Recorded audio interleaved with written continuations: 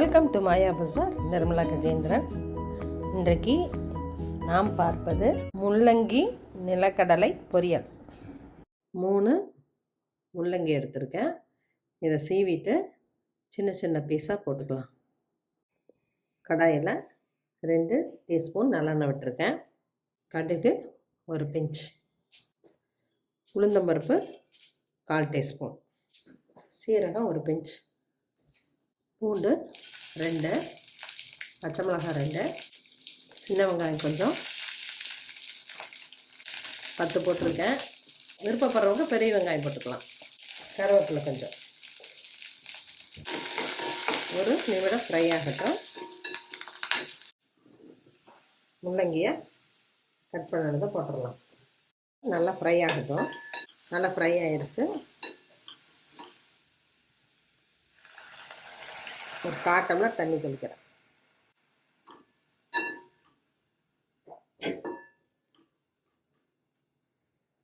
மூடி போட்டு மீடியம் ஃப்ளேமில் 3 மினிட்ஸ் வேகட்டும். காயை இடையில ஒரு தடவை கிளறி விடுவோம். தண்ணி வத்துற வரைக்கும் வேகட்டும். வரமிளகா 3 போடுறேன். நடக்கல்ல 1 கைப்பிடி போடுறேன். இது வறுத்த கடலை தான். லேசாக மிளகா சூடானோன்னா கடலையும் போட்டு 1 நிமிஷம் அப்படி ஃப்ரை பண்ணுவோம். கடலை மிளகா 2 சூடாயிருச்சு.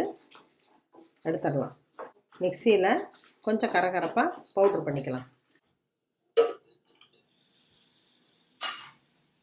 தண்ணி நல்லா வெந்துக்கிச்சு. நான் தூள் உப்பு போடுறதுனால கடைசியாக போடுறேன். கல்லுப்பு போடுறதால முதல்ல போட்டுக்கலாம். கல்லுப்பை மிக்சியில் பவுட்ரு பண்ணி தான் வச்சுருக்கேன். அரைச்சி வச்ச நடக்கடலை மிளகாயை போட்டுடலாம்.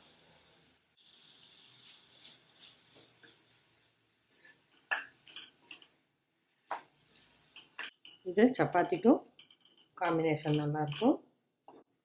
நம்ம முள்ளங்கியில் சாம்பார் மட்டுமே வைக்கிறோம். சட்னி அரைக்கலாம். இது போல் செஞ்சாலும் இடையில நம்ம 2 தடவை யூஸ் பண்ணுற மாதிரி இருக்கும். 1 டீஸ்பூன் தேங்காய் எண்ணெய் விட்டுறோம். சூடானோன்னு ஆஃப் பண்ணிடுவோம். முள்ளங்கி நிலக்கடலை பொரியல் ரெடி ஆயிடுச்சு. இதை சாப்பிட்டா முள்ளங்கின்னு கண்டே பிடிக்க முடியாது. அவ்வளவு நல்லா ரிச்சாக இருக்குது. இதை குழந்தைங்களுக்கு செஞ்சு கொடுத்து பாருங்கள். காரம் மட்டும் கொஞ்சம் கம்மியாக போட்டுக்குங்க குழந்தைங்களுக்கு செய்யறப்ப. சப்பாத்தி சாதத்தில் பிசைஞ்சு சாப்பிட எல்லாமே நல்லாயிருக்கு. செஞ்சு பாருங்கள், சாப்பிட்டு பாருங்கள். பிடிச்சிருந்தா சப்ஸ்கிரைப் பண்ணுங்கள், ஷேர் பண்ணுங்கள். தேங்க்யூ.